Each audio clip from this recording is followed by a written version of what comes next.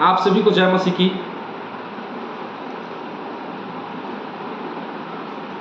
Good morning. सुबह के समय हम आप सभी का स्वागत करते हैं। आज के क्लास में आगे बढ़ेंगे।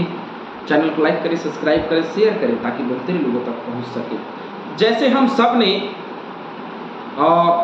कल के दिन में देखा कि मूर्तियां और वेदी जो है वो कैसे बनाई जाएगी और वेदी पे बलिदान कैसे किया जाएगा, इसके विषय में हमने चर्चाओं को सुना और देखा। बहुत साधारणतः परमेश्वर का वचन हमसे बातचीत करता है और हम सब उसके डर और भय में चलते रहिए। प्रभु निरंतर आशीष देगा आप सभी को और निरंतर आप उस पर बने रहिए।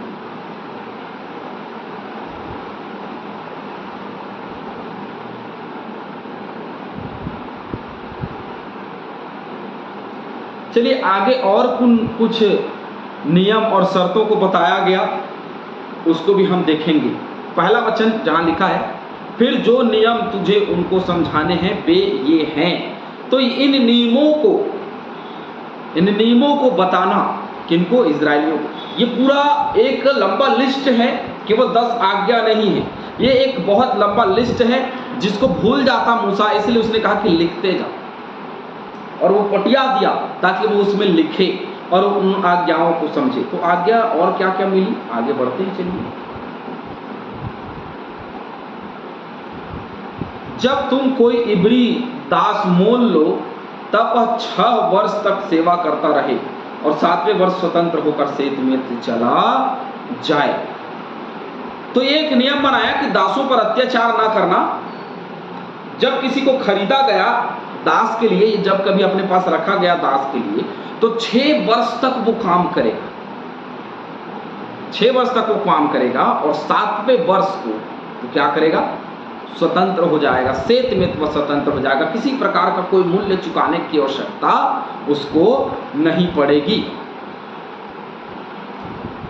यदि वह अकेला आया हो तो अकेला ही चला जाए, और यदि पत्नी सहित आया है तो उसके साथ उसकी पत्नी भी चली जाए। ये नियम बना है, बहुत साधारण है, इसमें बहुत ज़्यादा देन की बात नहीं है कि भाई सिंपलता, भाई जिसकी पत्नी है वो अपनी पत्नी सहित जाएगा ना, अकेले तो नहीं। तो 6 वर्ष का नियम जो बना है कि 6 वर्ष तक रहना, और 7वें वर्ष में उसको क्या कर देना, उसकी पत्नी हो तो भी उसको स्वतंत्र कर देना।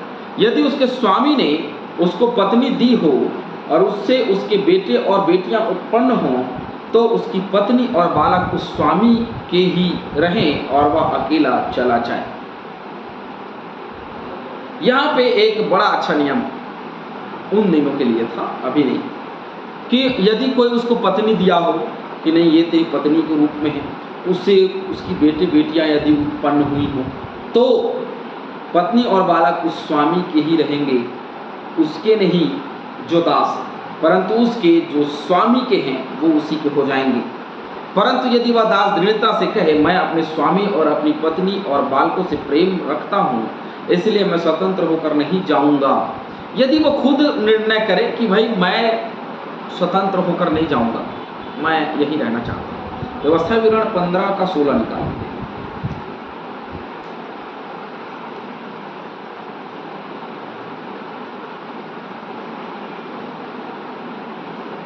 15 का 16। और यदि वह तुझसे और तेरे घराने से प्रेम रखता और तेरे संग आनंद से रहता हो और इस कारण तुझसे कहने लगे कि मैं तेरे पास से ना जाऊंगा, तो सुतारी लेकर उसका कान किवाड़ पर लगाकर छेदना, तब वह सदा तेरा दास बना रहेगा और अपनी दासी से भी ऐसा ही करना। तो सदा तेरा दास वो बना रहेगा, तेरी सेवा करता रहेगा, तेरे साथ में बना रहेगा यदि वो चाहे तो, लेकिन तू उसको अन्याय करके 6 वर्ष के बाद में नहीं रख सकता, वो पूर्ण रूप से स्वतंत्र। और 6 वर्ष तक जो काम कराना है उससे करा सकता है, लेकिन 6 वर्ष के बाद में वो यदि तेरा दास रहना चाहे तो रहेगा। यदि वो अपनी पत्नी से, अपने बच्चों से प्रेम करता हो, अपने मालिक से प्रेम करता हो, अपने स्वामी से प्रेम करता हो, तो वह वहीं रह सकता है।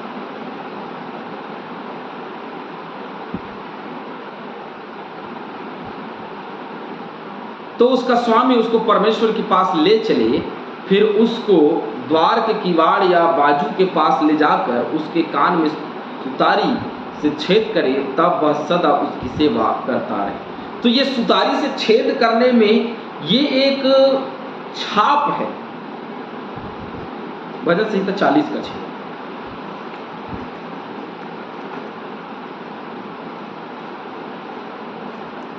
ये एक प्रकार से छाप है जो यह दर्शाती कि ये सदा के लिए उसका दास हो गया है।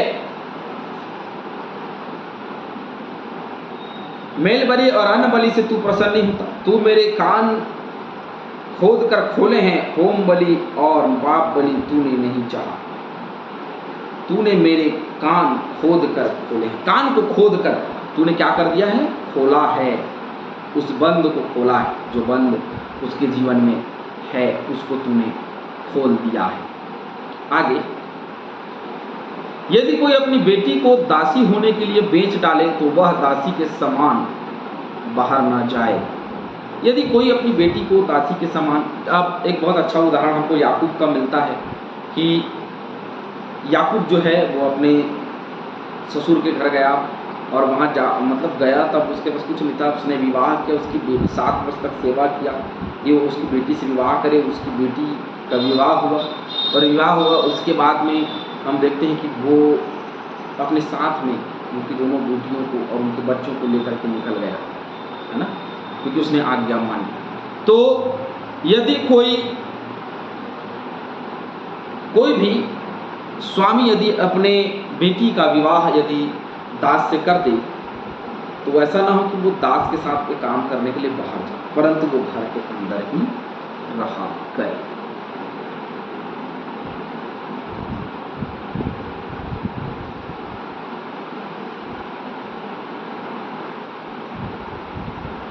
यदि उसका स्वामी उसको अपनी पत्नी बनाए और फिर उससे प्रसन्न न रहे तो वह उसे दाम से छुड़ाई जाने दे। उसका विश्वासघात करने के बाद उसे विदेशी लोगों के हाथ बेचने का उसको अधिकार न हो। उसका स्वामी यदि उसको अपनी पत्नी बनाए रखे और यदि उससे प्रसन्न ना हो और उसके बाद में उसको दाम देकर छुड़ाया गया रहा हो तो उसका विश्वासघात करने के बाद उसे विदेशी लोगों के हाथ बेचने का कोई अधिकार उसको नहीं दिया गया। किसी भी व्यक्ति को, जैसे कि आज हम देखते हैं कानून, हमारा संविधान जो है पत्नी को किसी और के हाथ बेचने का या किसी भी महिला या स्त्री को किसी और के हाथ बेचने या किसी और को देने का अधिकार नहीं देती है। ये गैर कानूनी है और बाइबल हमको ये बताती है कि बिल्कुल कभी भी अपनी पत्नी का सम्मान करें, साथ ही साथ अपने माताओं और बहनों का सम्मान करें और साथ ही साथ इस हर व्यक्ति, मैं सोचता हूँ हमारी पत्नी को छोड़ करके हर एक हमारी माताएं और बहनें जो है वो हमारे एक रिश्तेदार के समान है। तो सबको उसी नज़र से देखें, सबको एक सम्मान दें। एक सम्मान देना बहुत ज़रूरी है, क्योंकि जब हम स्त्रियों का सम्मान करेंगे तो हम पाप से बचे रहेंगे। यदि सम्मान नहीं करेंगे तो हम पाप से नहीं बच सकते। यदि उसने उसका अपने बेटे से विवाह कर दिया है तो उसके बेटी का सा व्यवहार करे। यदि उसने अपने बेटे से उसका विवाह कर दिया, किसी भी दासी का विवाह यदि उसने कर दिया तो वो उसको अपनी बेटी के समान समझे, उसको दासी ना समझे परंतु उसको बेटी ही समझे, जैसे बेटी को समझा जाता है। चाहे वह दूसरी पत्नी कर ले तो भी वह उसका भोजन, वस्त्र और संगति ना घटाए। यदि उसने दूसरी शादी कर ली, दूसरा विवाह कर लिया, तो बहुत सिंपलता यहाँ बताया गया कि उसने यदि विवाह भी कर लिया तो भैया एक काम करे कि वो पूरा दूसरा विवाह कर लिया तो भी उसका भोजन, उसका वस्त्र, उसकी संगति को बिल्कुल भी ना घटाए, उसके साथ उसके प्रेम में बना रहे, उसको भोजन खिलाता रहे, उसके वस्त्र को पूर्ण रूप से देता रहे, संभालता रहे, उसकी देखभाल करता रहे, उसमें कमी नहीं होनी चाहिए। यदि होगी तो परमेश्वर का दंड भी होगा। और यदि वह 3 बातों में घटी करे तो वह स्त्री बिना दाम चुकाए ही चली जाए।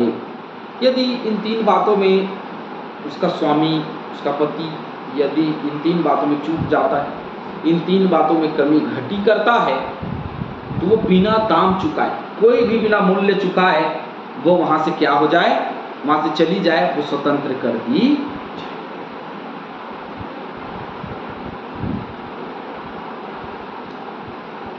जैसे हम देखते हैं पिछले दिनों में या पिछले समय की यदि हम बात करते हैं तो हम बहुत बार ऐसा देखने को हमको मिलता है कि कई लोग हैं जो लगातार हमारी माताओं और बहनों का शोषण करते आए हैं, हमारी माताओं और बहनों को बिल्कुल तुच्छ समझते आए हैं, है ना। लेकिन परमेश्वर ने आदम की पसली से हवा को बनाया। सम्मान क्यों करना है? देखिए, आदम के पसली से हवा को बनाया ताकि वो उससे प्रेम रखे, इसलिए नहीं कि वो उसको फालतू समझे या उसको तुच्छ समझे। उसको अपने समान प्रेम करने का दर्जा हमको दिया कि हम उसको अपने समान प्रेम करें। तो दास और दासी के लिए पूरा नियम जो है वो बनाया गया है कि भाई दास हो दासी हो चाहे कोई भी, दास यदि 6 वर्ष काम करे 7वें वर्ष में स्वतंत्र है। यदि दास की पत्नी है उसको भी स्वतंत्र करे। यदि पत्नी स्वामी के द्वारा दी गई है और बालक या बालिका उत्पन्न हुई है तो उसको स्वामी रख सकता है। यदि खुद दास रहना चाहता हो, अपने आप स्वतंत्र नहीं होना चाहता हो, तो वह रह सकता है। और जो स्वामी है वो यदि दास रहना चाहता है तो उसको क्या करे, सुतारी से कान को क्या करे, छेद दे, ताकि वो सदा के लिए उसका दास हो जाए और उसकी मुहर लग जाए। यदि कोई अपनी बेटी को उसके लिए बेच डाले तो दासी के समान वो बिल्कुल बाहर ना जाए पर घर में रहे, और उसका स्वामी उसको अपनी पत्नी बनाए। यदि उसका स्वामी उसको पत्नी बनाए और फिर उससे प्रसन्न ना हो और उसको छोड़ दे और विश्वासघात करे और अन्य लोगों के पास में बेच दे, तो ये अधिकार उसको बिल्कुल भी ना होगा। यदि उसका कोई अपने बेटे से विवाह कर दिया हो तो उसकी बेटी के समान समझना जरूरी, दासी नहीं है, वो बेटी के समान है। चाहे वह दूसरी पत्नी कर ले तो भी वह उसका भोजन, वस्त्र और संगति बिल्कुल भी ना घटाए, बनाए रखे। और यदि वह 3 बातों में से घटी करे तो वह स्त्री बिना दाम चुकाए ही वहां से जा सकती है। ये परमेश्वर का संविधान है, ये परमेश्वर की व्यवस्था है जो एक लोगों के लिए दी गई है।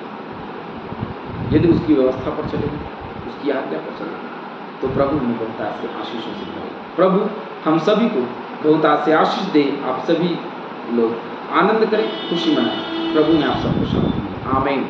हालेलुया।